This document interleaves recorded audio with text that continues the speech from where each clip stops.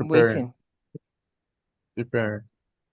So please, for the sake of introduction, okay, I know we are going live now. One, two, three, four, five. We're live. You're alive. Good evening, everyone, and welcome to the boardroom. This is the Business Readers Global Elite Readers Club. I always love to add that beautiful adjective. You're welcome, Dr. Mariah. I can see you in the boardroom.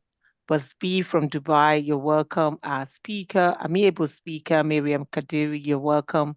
BRG support technical, David. And I can see Sir Oluwatoyin from Canada. Samira, you're welcome. And Bolu, yes, our first speaker for this book. So, for those who don't know, we're reviewing The Mind of the Leader, a book that is written by two leadership scholar and expert, Rasmus Hoger and Jacqueline Carter. Today, we are looking into chapter 2 of the book, which says, Understand Yourself. Yesterday, we were able to unpack some very important aspect of this book that tailors towards leadership, that tailors towards people centric mindset, understanding that the world is evolving, our environment has changed, the landscape and the business um, landscape has changed drastically. And with the experience of COVID, we have seen a trend in technology, a trend in AI, a trend in globalization, and a very disrupting environment. Be that as it may, these two authors propose that it's very important to know how to lead yourself so that you can know how to lead your people and likewise your organization, tailoring towards the human connection, tailoring towards the purpose, tailoring towards our golden circle, the why we do things, why we're in business, why we serve the public, why we serve our customers. So, with that in focus, we really want to delve down into understanding ourselves, as proposed by the writers. There's no other person than the beautiful Mariam Kadiri from Dubai to walk us through chapter 2. Miriam, if you're ready, you're welcome. Thank you for joining us. We know you have a very busy schedule, and welcome back from your vacation to Nigeria. You have to give us all the tea. We see you're looking beautiful and bright. Um, Thank you for doing this. And yeah, you're welcome back to the boardroom. The floor is yours. Thank you very much, Princess. Thank you for the awesome welcome. It's been a while and I'm glad to be back. Nigeria was good. My sister got married and I was the mother of the bride. So it took that to know the difference between you having the ceremony and you being an event planner. They're two different things. And yeah, I'm glad to be back. Good evening, everyone. And here we are. So I'm going to go straight to understand yourself because Princess did an awesome job yesterday, breaking down the MSc leader, right? I said something last night. I said that chapter 1 to 5 for me, we're all going to be saying the same thing, repeating a whole lot. In 20 pages, I decided to review it to my own understanding. Over the weekend, that was Princess and I talked about reviewing the book, how you got it, how you understood it, not necessarily exactly for word what's in the book. It'll be better for you to say what comes to mind when you read a page or a chapter. Understand yourself is the foundation of mindful leadership. Despite turning around a bank financially, CEO Vince Siciliano faced poor team morale. He realized his leadership lacked self-awareness, making him begin a journey of personal growth through mindfulness and coaching. If you had gone through the book, you would remember that the CEO of the bank, He did so well to bring the bank back to life. However, he was poor at managing his team. I went on to say that passion can blind us to other viewpoints, but self-awareness enables you to translate the insights from an assessment into action. It is getting to know yourself moment by moment, knowing what you are thinking while you think it, what you are feeling when you feel it. It is the ability to keep your values in mind at all times, and the ability to monitor yourself so you can manage yourself accordingly, to know when to pause and rest. Just as Maura, she learned to replace her passion bias with inclusiveness. The foundation of authentic leadership is self-awareness. When you're self-aware, when you know what you're capable of, I think we have a saying, I know my onions. When you know your Korean time, that is self-awareness, as it helps align behavior with values, decision-making, and it enhances your emotional intelligence, which is often missing from all traditional leadership training, be it a diploma or an MBA. For all the schools, the certification we have, I don't think there's anyone who took in mindfulness, except maybe for those who do yoga, right? An effective leader should understand his or her values, emotion, and other behaviors, keeping in mind that real growth comes from deep reflection, and that to lead others, you must first understand yourself. You must know what you're capable of. Oh, I know what makes me angry.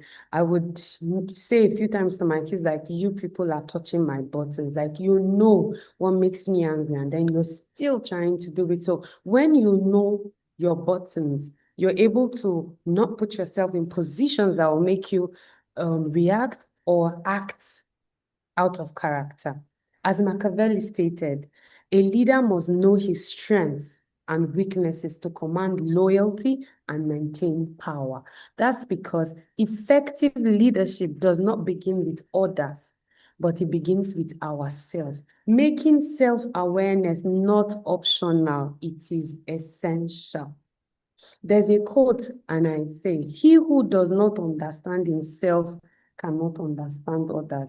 Have you had days where you just wake up and you're not just feeling it? You're not just, your body size is just somehow, you're not just getting it. You don't know how it's going. On days like that, you're not even getting the next person. It could be even your child or someone you care so much about, but because you do not have a hold on you, you can't even pay attention to them. Self-awareness is knowing your character, emotional state, motivation, and how your behavior affects others, which is the core of conscious leadership. And that encourages an intentional rather than reactive behavior. If you know what makes you angry, if you're in a meeting and someone is trying so hard to poke you, because you know that this is who I am, I can react to this, it would be easy to control your reaction. You won't just act at the spur of the moment. No, you would be intentional to not lose it. Self-aware leaders are more empathetic, more consistent, and are better decision makers. So I have we do nights, like an entertainment on Fridays in Enish, and I have a team, two DJs, PR, like a whole team, right? So two of my DJs go in lockheads, like they are not agreeing, they are not together, and that gets and me, because most of the times, all I want is for us to work together. We'll do better. They say one will chase 1,000, but two will chase 10,000. And these two forces standing on their own, if they come together, it's going to be a wild win for us in what we're doing. But they do not see that. One of the Fridays we finished our event and then we were discussing, and one of the DJs said something to me. He said that he doesn't know what the other one has said to me, or he said it in another way, like he doesn't know what the other DJ has said to me, that it seems like I am always on his side. Oh, that poked me. On a normal day, as the manager of the team, as business development, as everything, I would have lost it. But I just smiled. And I said, you don't know what you're talking about. Maybe because this person understands me better, or because this person actually listens when I talk. That's why it looks like he has my attention. That was what I said. But there was something else in me that wanted to ask him, what do you mean?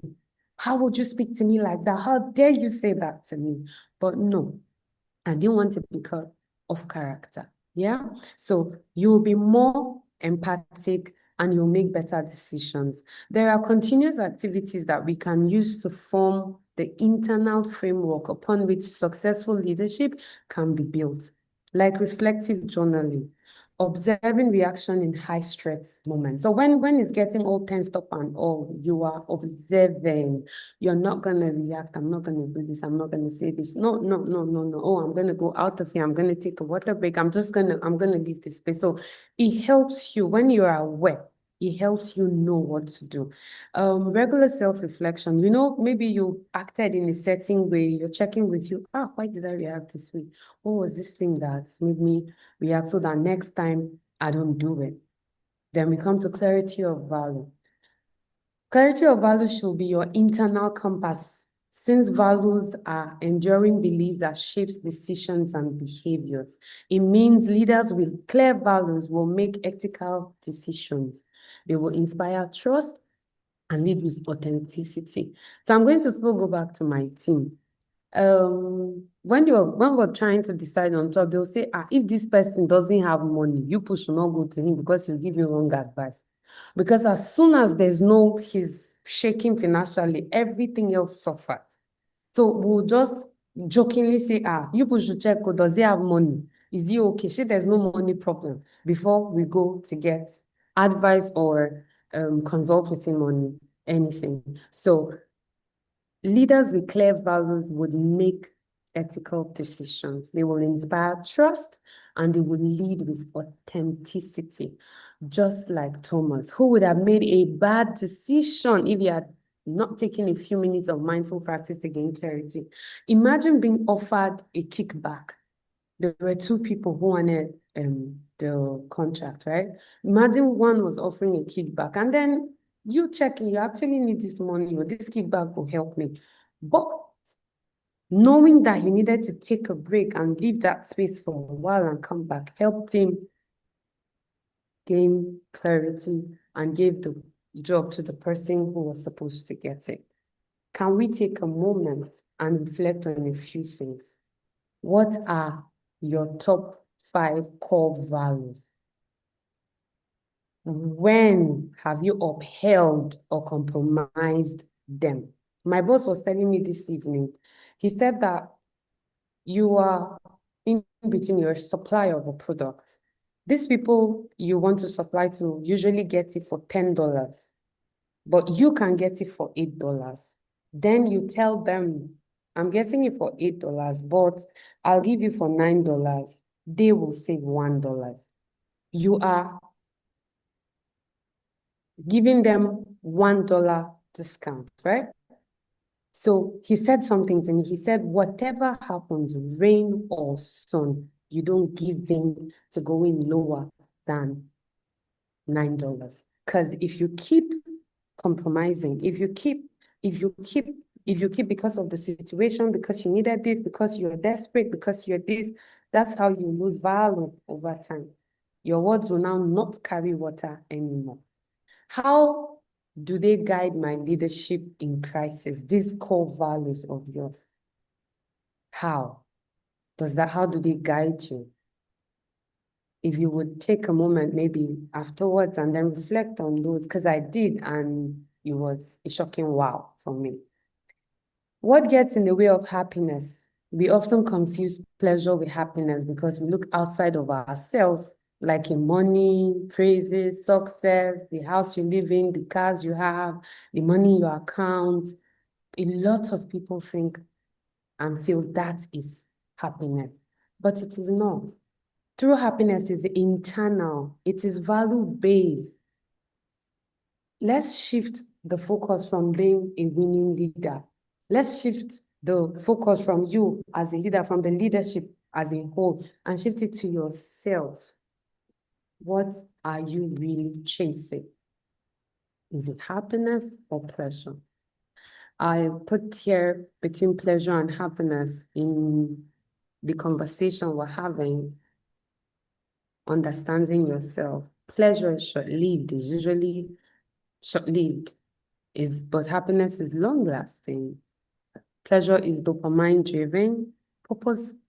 Happiness is purpose-driven because you have to be intentional about the things that make you happy. It's not from what's coming outside, it's from inside. Pleasure is external, happiness is internal. Pleasure gets addictive. If we're going to digress a bit, the drugs, the porn, and other things, it's addictive. However, happiness is a feeling. As a leader, you got to be happy. You're supposed to be happy. If you carry happiness around you, you're able to do your job easily. You're able to relate to your staffs and co-workers easily. Emotional regulation is mastering your inner world. Every leader has a set of behavioral patterns. When I got here, I was like, Jesus, what type of leader am I? Are you autocratic? Are you collaborative? Are you directive or supportive? Are you avoidant or engaged? I still haven't figured out why, because I feel like there's a little of directive in me. I have some supportiveness. I can be supportive, I can be engaged, and I can be avoidant. So I've not figured me out yet. So maybe you can figure where you fall as a leader, your behavioral pattern. But growth comes from awareness. What habits help my leadership? What behaviors do I repeat unconsciously? Where can I grow or pivot? Emotional triggers, what pushes your button? For me, disrespect pushes all the buttons, all of them, all of them. As soon I smell the disrespect from 1 mile away and I'm gauged up to react.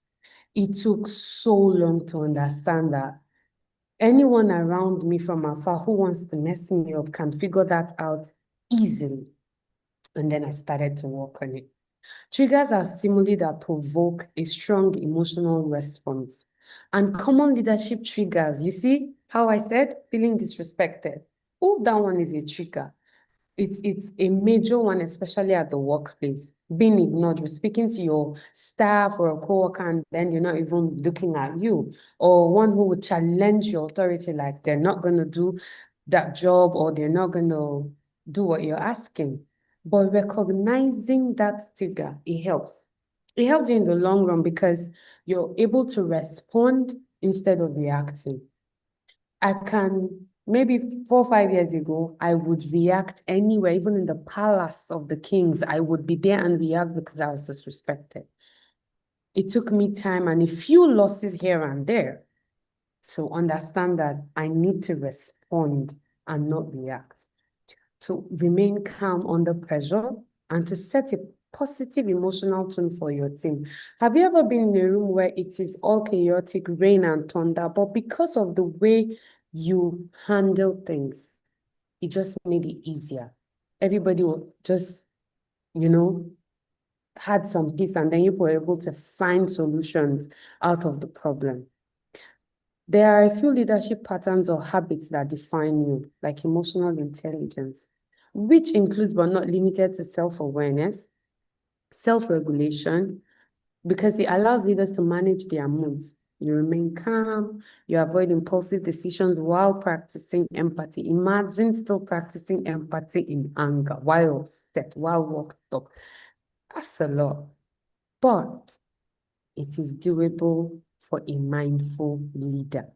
There are a few easy strategies that can help at hitting moments like you pause before responding.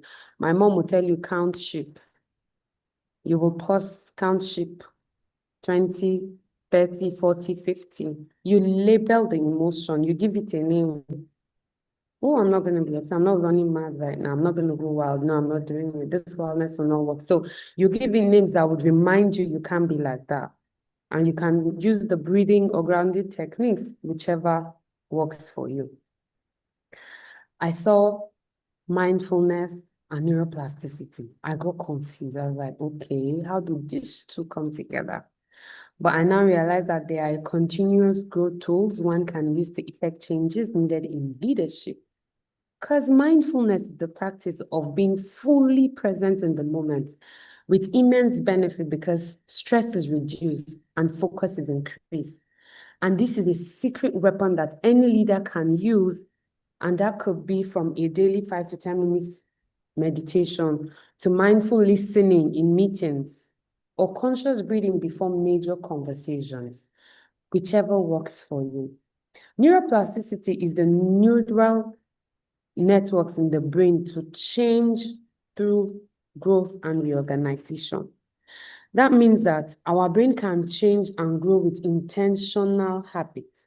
Mindful leadership fosters adaptable and resilient mental pathway when both are applied in leadership.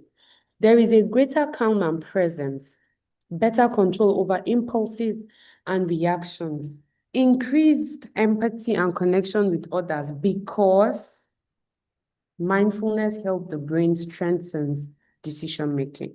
It's called the prefrontal cortex, and then it weakens your response to stress. I hope I pronounced it well. Amygdala. It also says about 45% of our reactions are automatic or unconscious, helpful for survival. So like driving, swimming, all of that. It keeps us on autopilot, but they are dangerous in leadership when these habits go unchecked. Leaders unknowingly send discouraging and confusing signals when on autopilot. So imagine you're in a room and something comes up, there's no solution, but all you're doing is, oh my God, I'm finished. What will we do? Oh God, this man will come for my head. Oh, this woman is going to kill me. That's you sending discouraging signals to your team. Our brains can change throughout life. We're not stuck with what we have. The one that you have now, you're not stuck with it. But all that is based on how we use the brain. Distraction, impatience, and negativity can rewire your brain negatively. So leaders must intentionally train their minds to develop focus, patience, and empathy. Focus helps you stay on task and fully present, while awareness lets you monitor your inner world and interaction in real time. Mindfulness creates a 1-second gap between stimulus and response. This gap empowers leaders to choose a motivating word over a harsh one, turn a mistake into a teachable moment, and make better value-aligned decisions. Tools for self-development. Mindfulness matters for leaders as it enhances moment-to-moment awareness and decision-making. It reduces unconscious reaction. It helps leaders pause and choose better responses instead of reacting, and it makes you more intentional, empathetic, and effective. To experience awareness, try sitting still for a minute. Oh, I tried it. It was hard. It was very difficult. Just sit still for a minute. Try not to think of anything. Let your mind not go anywhere. It was difficult. But after 2-3 tries, I was able to get there. It also says observing thoughts without judgment.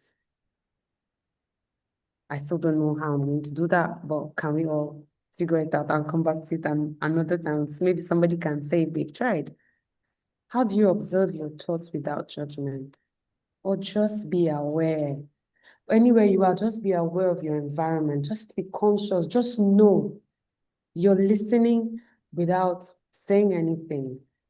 Just be aware. As this builds awareness of thoughts, emotion, and even body sensations, many discover they are more stressed, tired, or tense than they realized after doing the mistake.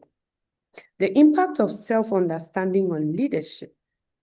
Leaders who understand themselves inspire loyalty, motivation, communicate authentically, resolve conflict effectively, and drive culture with integrity. As soon as we finished MSc, I wanted to call my boss yesterday, but he was late. I called him today. If he was here, I'm sure he would have said. So I asked him if he had read the book, The Mind of the Leader. He said no, he hasn't, because he is mindful, selfless, and compassionate. Like, he is everything the MSc leader. So in my head, while Princess was, I was like, so that means my boss has read this message, he has read this book. He has. But when we spoke today, she said he hadn't. I actually sent him a picture to get the book. So there are actually people like that. So imagine me relating quickly to my boss because he's being all of that, mindful and all to me. 10 of us in this room practicing mindfulness, and we're working with 10 people each. That's us reaching out to the world. That's what putting out some good, some positive energy out there. Being authentic and effective. Everyone will want to work with you. I think if there's Boss of the Year awards, it will end up coming back to the boardroom every day. Your influence is the strongest when it reflects your inner clarity. When you're seen for who you are, when you're clear out there, when you're all working, but you're still soft, you're still the Soji boss, you still know how to get it done, you still know that they are human and they need a break. You're coming to the office and you're bringing tea for everybody or coffee for everyone. You know that, oh, on your birthday, you shouldn't come to work, you should stay at home. That's being mindful. You know that, oh, this shirt is nice, it look good. You like this color. I've seen you more. When you notice, when you know the people you're working with, you know them get past the office. You're being mindful. What values drive your decision? These are personal reflections you can take on your own. How do I act when I feel emotionally triggered? What do I do to improve how I lead? When do I feel most aligned with my authentic self? What's that thing that brings the you out? What's that thing? If you figure out line by line the values that drive your decision making, how you act when you're emotionally triggered, what you do, what do you want to improve about how you lead with people? When do you feel the most aligned with your authentic self? You're able to write that out. That is your start. That is your beginning of being a mindful leader. The motto is to lead from within. Self-understanding is not a destination, it's a practice. Great leadership starts with awareness, clarity, and courage to grow. So challenge yourself to start something mindful from this week. There's yoga, there's so many things. It could be as easy as starting with a 5-minute reflection practice, either daily or weekly. I have come to the end of my presentation. Thank you, Boardroom, for your time. Amazing. That is our Soji boss. I picked that one up. The slangs from Nigeria. Beautiful, beautiful take on chapter 2. I love how honest you were with your presentation, Miriam. And it's a beautiful thing that I'm able to give feedback first. Sometimes I love to do that, right? Right. Before everybody pulls in. I love to do that. Now, I was very intentional taking note. I usually don't. Um, so you're going to get so much of me now. So I'm the leader that is listening deeply.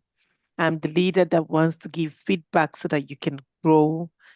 So this was a drop mic moment.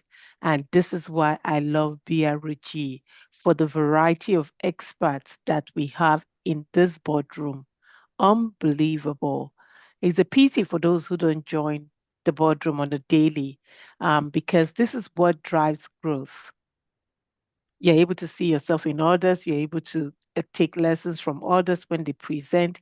And I was saying it this morning that we can all talk about mindfulness, but give different perspective on mindfulness. So even though you think that chapter 1 tailors to 2, 3, and 5 is going to be a different take, and you did that very brilliantly, Miriam. I love the calmness in your voice. We know that you're one of those leaders who have the DJ late night um, voice, and you've been able to master it so brilliantly. Um, I could listen to your voice without watching your presentation. Yeah, for me, the tone of your voice is very rich. I love the use of storytelling. Mhm. Lovely Me that you're too. able to give us something relatable, something rich, something true, something authentic to you was nicely done. I love when you presented the pleasure and happiness chart. I said something yesterday and I said, whatever it is that you want, whatever you think you need, you know, bring that in plus happiness. So you can imagine how rich your desire would be that at the end of the day, you also have a full portfolio of your goals, your profits. For those who want lots of money in business, your profit, you have your people, your process is intact. What most business leaders do is that they drive process, they drive efficiency, but they forget the people who are supposed to be driving the process with them to make it easy. So you were able to, you know echo that particular aspect for me, and that was very good. um the emotional regulation slide with the battery blinking. I don't know, I saw the battery and I was wondering, where is this battery going? So that's the regulation, right? And that's the beauty about using graphics. That was nicely done. Growth Mhm. comes from awareness. Growth comes from awareness. You were very authentic when you told your story. And there's some parts of this mindfulness journey that can be very heavy even for all of us, but it's a journey, right? So we are growing with these authors. We're growing with them. We'll get there. The honesty I said in your communication was um, very, very resounding. But I loved the call to action when you talked about the multiplier effect. If I know this, and 10 of us in the boardroom, we're all leaders. And I'm very happy because we're all leaders in the boardroom and we are all beautiful leaders who do amazing stuff everywhere. So imagine the multiplier effect. I command 10,000, you command 10,000. We bring 10,000 together, multiply by 10. That is an awesome result. And so let's not negate the fact that as much as we have leaders who are not there yet, that we are already there, we are exposed, we are reading this book and we're practicing, we are enhancing our skills, we are going somewhere with it, and we are the game changers. So we just need to make sure that we have a lot of people in the flock who understand the mental capacity that is required for you to, utilize the MSC framework. Let me leave the room. You also saved us some time, not like Princess. I don't know who she is. You saved us some time. Yeah. I don't know who Princess was yesterday. Uh, she didn't give us time to talk. Today we have room for discussion, and that was nicely done also. Your slides was packed through, full, and yeah, I know. And this is Miriam. Before I talk about the slide, this is Miriam who is coming from the foundation of people who don't use slides to present, who was Really? never comfortable with using slide to present. And this is Miriam who has been able to overcome it. So I know that the next presentation is going to be awesome. It's going to be more cleaner. I love Mhm. the subtleness of the slide, by the way. So I'm looking forward to watching you grow in that aspect. But Thank, overall, for me, awesome presentation. I thank you leave the very floor to Samira. She's waiting to talk, and you know I'm not going to be there for your presentation. Let me just say it out loud on YouTube. This is how it is. Uh-huh. So over to you, Samira. Well done, princess. much. It's not good to retaliate. It's In not fact, revenge. Revenge is of the Lord. It wasn't even intentional. I'm mindful. I'm just You know, my girl Mariam always delivers. That's how we roll at the book and training review Thank you. department. Mm. And Thank the slides, just they're beautiful. I love you. the pictures and I love the motto Then, Samira is out. They kicked her because she was, she was going to hype book review people. This is how it is. That's just how it is. Karma has a way of dealing with all of us. Chike, no, I would leave the boardroom for my co-facilitator, Sir Yedu. Over to you, sir. Oh, you caught me there. I was Yeah, I did. hoping to stay low. Okay. Yeah, lovely, lovely presentation, Miriam. thank you. I mean, nothing less expected. I think Thank you had you had us. I would never a dull moment with Miriam's presentations. You just had us going and going, and I just you. love listening to you speak. Thank you very much. I think Princess has said the core or the bulk of all of the different areas and about your presentation and how you've so nicely done it. So I wouldn't want to dwell on that too much. But I would Sir Yedu, say your own. Me, I said my own. I was listening. You say your own. so you said I pretty much mm-mm. everything I Say wanted your to own in your own way. Oh. Say your own. I mean, it was a great presentation. So there's nothing really more to say about that part of it, really. So I'll just what stood out for me again was when you talked about the um how is it called now? Yeah, the um distinction rather, or this how we can distinguish between pleasure and happiness, basically. You know, I just looked at it from that perspective and said, you know what, yeah, this is according to the authors and the way you put it across to us, a lot of things are things that do not matter that we hold on to, you know, and those things go a long way to affect our relationship with others, even as leaders and even as, whatever sphere of life we find ourselves, basically. Um, so it's very important for us to know the things that are adding value, just like you said, versus the things that, is just kind of quite ephemeral, things that we don't uh, probably need for the long term or the long run, because those are things that will come from time to time, short lived, like you said. But the long lasting ones are the things that we should place more value on. So that's one take for me. I think something else I just wanted to mention was my own thoughts. You know, in terms of, you talked about managing our emotions and being the master of our emotions, basically. I think that was what you inferred. Uh, I I would say that anyone who has not yet mastered their emotions, you know, hasn't yet mastered life.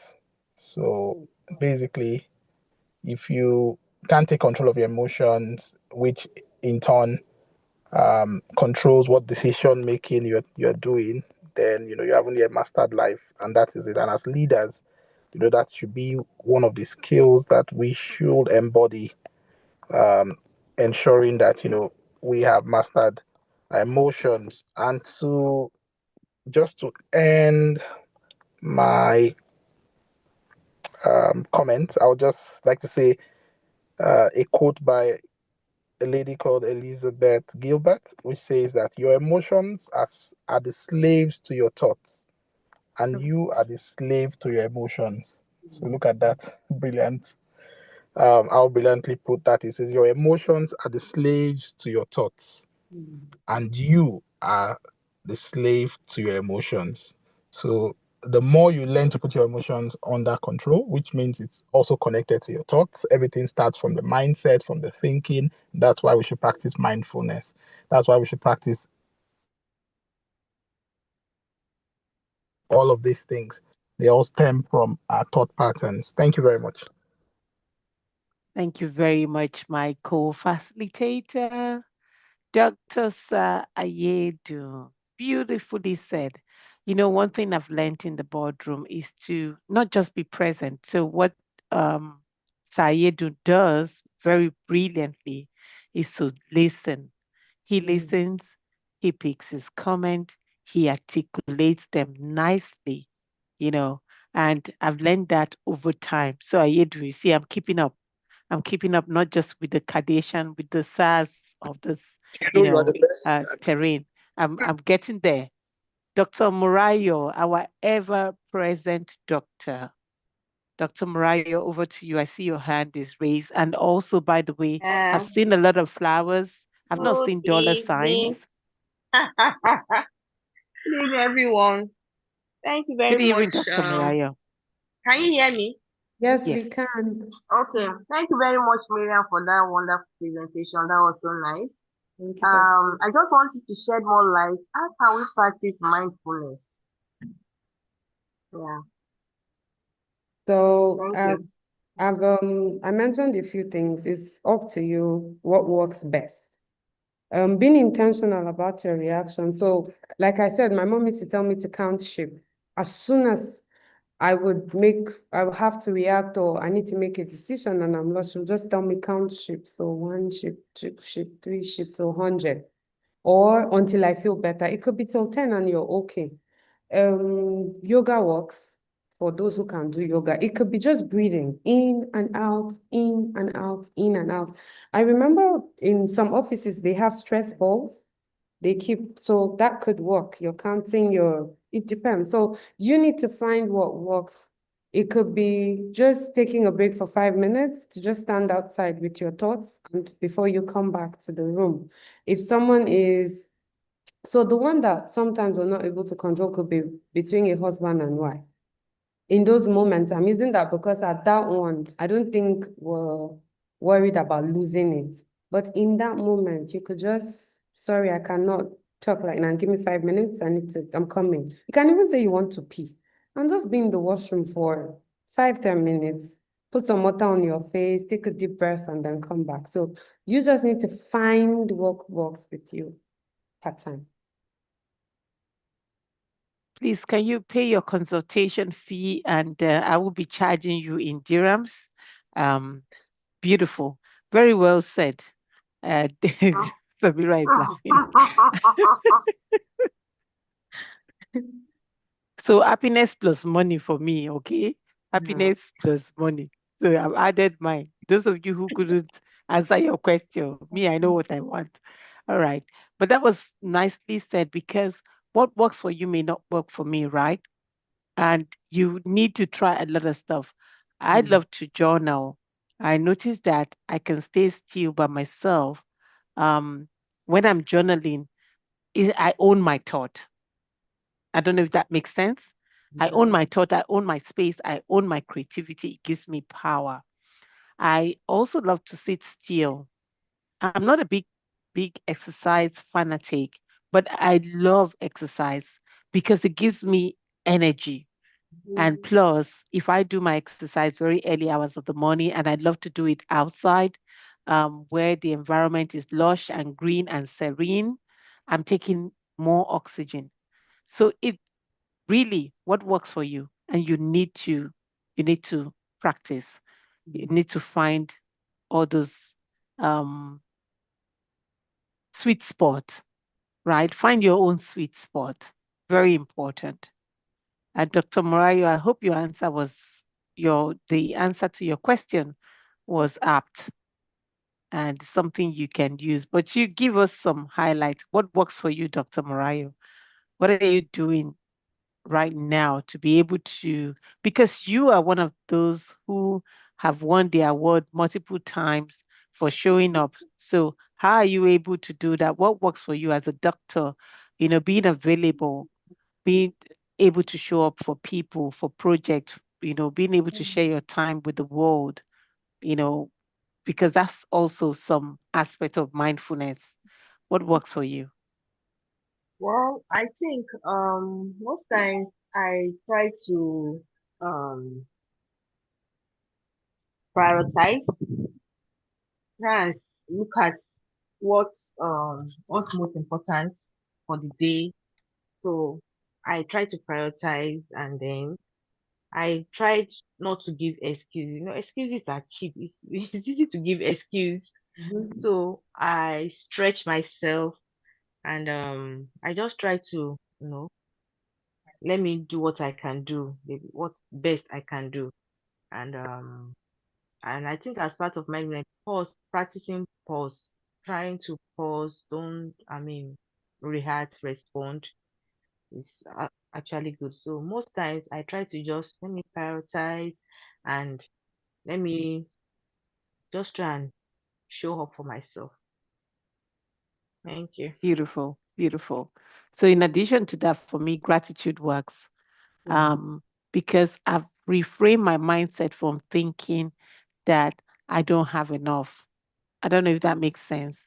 So for me, I have this belief system that I have all I need for this moment, here and now.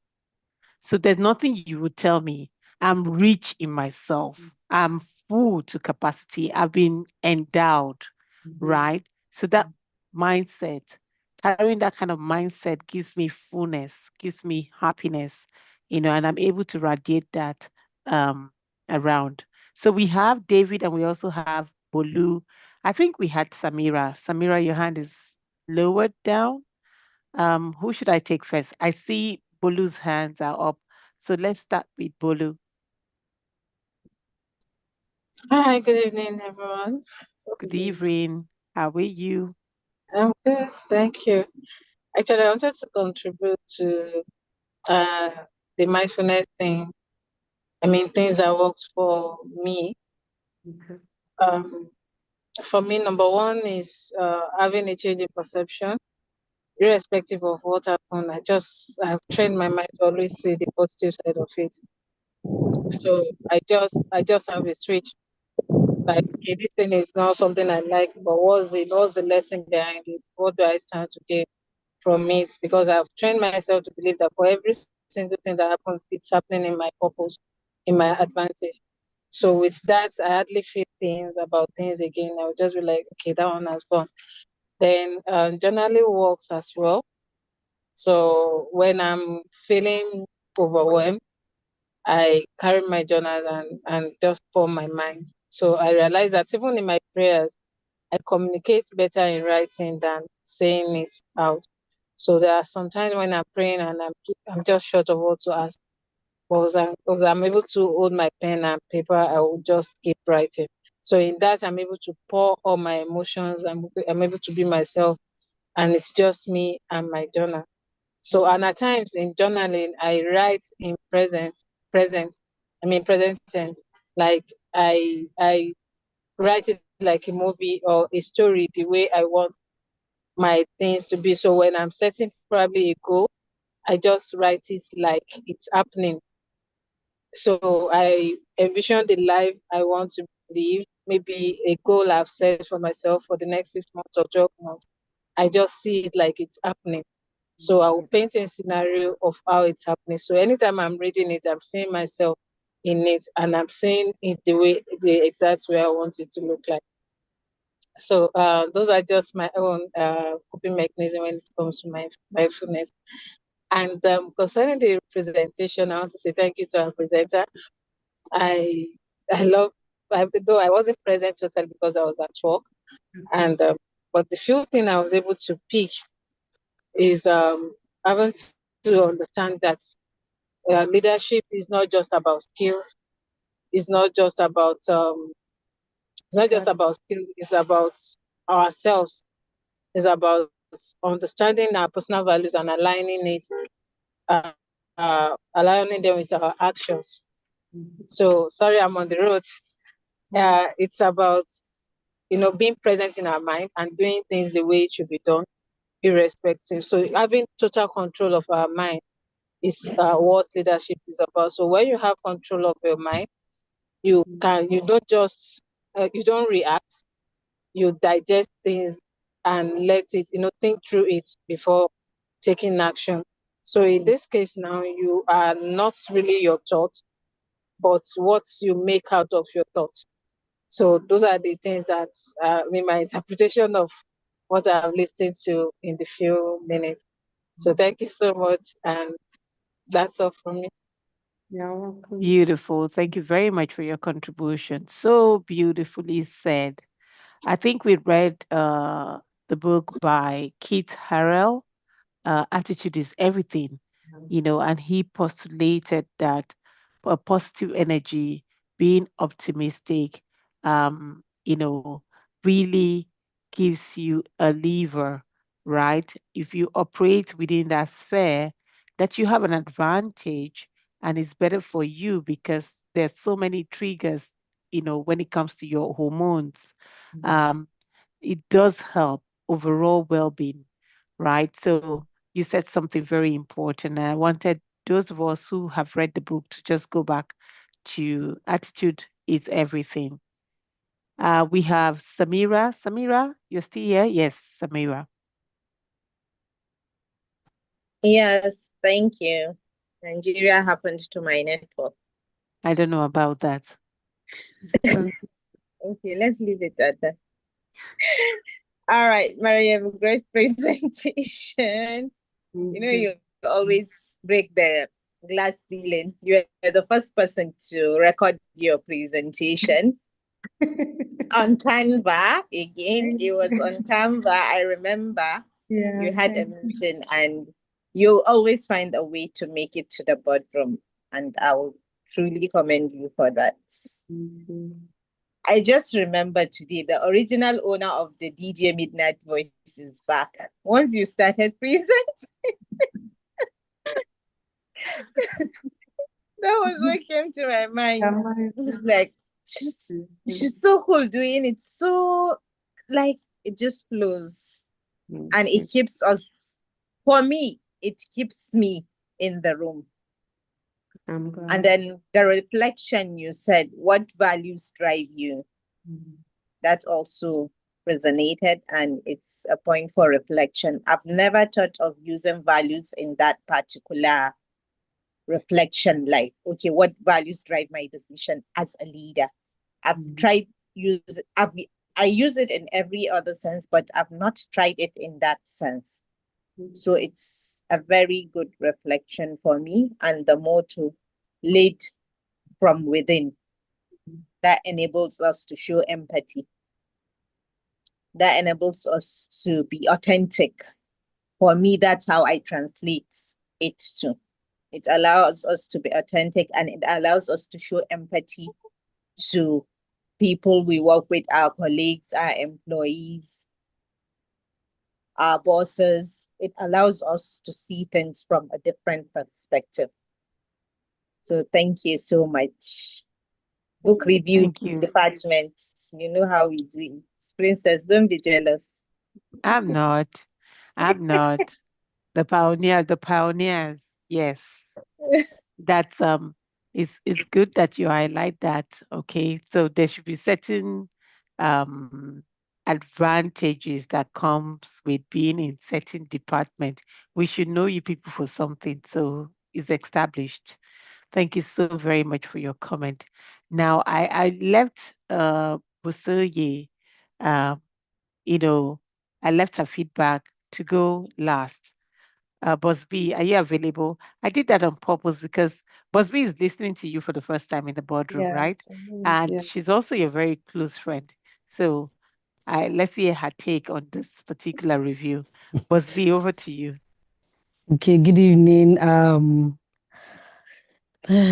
Well done, Miriam. It's amazing watching you do this presentation for the first time in the boardroom because I've not seen you presented before. So well done for that. And so my key takeaway from what you said is about when you spoke about the DJ, whatever. So Late night voice. yes. So is that we should make decisions that benefit the team. I've come to understand that we need to do that. Even if it doesn't put us in the spotlight, we have to be very, very mindful the decisions we make. And also my another key takeaway for me is your I think the closing remarks about the self-understanding. I've come to understand that leadership is a mindset. If we cannot if you don't have the qualities from your inside, you cannot manage the external factors. So it's a mindset. I'm within. And that self-understanding isn't a final destination. It's an ongoing practice. It's not, it's a continuous journey. So thank you for that presentation. Thank you for sharing. Thank you so very much. It was be surprised. She has never seen She me has never seen presented. you present Never. and present with slides. She has had you speak in public, but she's never seen you present. And Sorry. I must tell you, this is a wonderful moment when you see people you work with grow. It's really beautiful for me to observe this moment. And thank you to every leader who keep coming back to showcase their skill, to encourage one another, to build a very people-centric organization, because the Business Readers Global is a very big organization. Imagine we're going live on YouTube and lots of people are going to be learning from our resource table. So it's very important that we keep improving ourselves so that we can inspire others, right? And that is the change we're talking about. That is the human centered approach that we're talking about. And that is the MSc that is being proposed by these two great leaders in this particular boardroom tonight. I love the fact that we're reading this book. For those who don't have it, we're still going to be reviewing this. We have another great speaker coming up tomorrow, same time. Watch us on YouTube. We're always going to be live every time we are in section. Our time is fast spent. We usually love to spend just 1 hour in the boardroom. This is 10:17. Permit me to congratulate you, Miriam. I would have picked your last words, but I think you gave us so many nuggets. Yeah, you gave us a lot of nuggets to reflect on. And I love the fact that Dr. Mariah came up with that question so that you can re echo some of the insight that was shared in your presentation. And I think the core nuggets here is to practice what we preach. Practice, practice, practice makes perfect. For those who are supposed to be journaling, journal. For those who are supposed to be exercising, please exercise. For those who are supposed to take their breathing exercise seriously, take it seriously. For those who are supposed to switch off the light, sit down with themselves and train themselves to sit.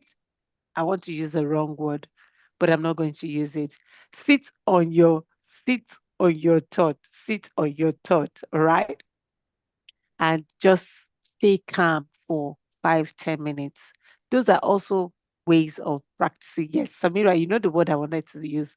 hmm Sit, sit by yourself with yourself and understand your thought so that you don't carry your baggage and throw it in my boss, right? Uh-huh. Right. It's very important. And for leaders out there, for those of you who are watching on YouTube, we are practicing mindfulness. We are practicing selflessness. We are practicing being compassionate. I know you practice it in the church, you practice it in the mosques, but now you're going to have to practice it in the boardroom.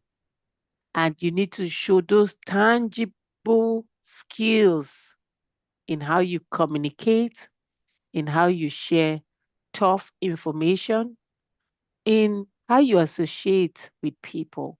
This this is very important. And permit me to bring the boardroom to a close this evening and to say from Dubai, good night. From Canada, good afternoon. From Nigeria, enjoy the rest of your day. I think we don't have anyone from UK tonight. So Enjoy the rest of your day. And wherever you're joining us, across the globe, on YouTube, on all our social media handles, we wish you the very best. Good night and bye bye. Good night, everyone.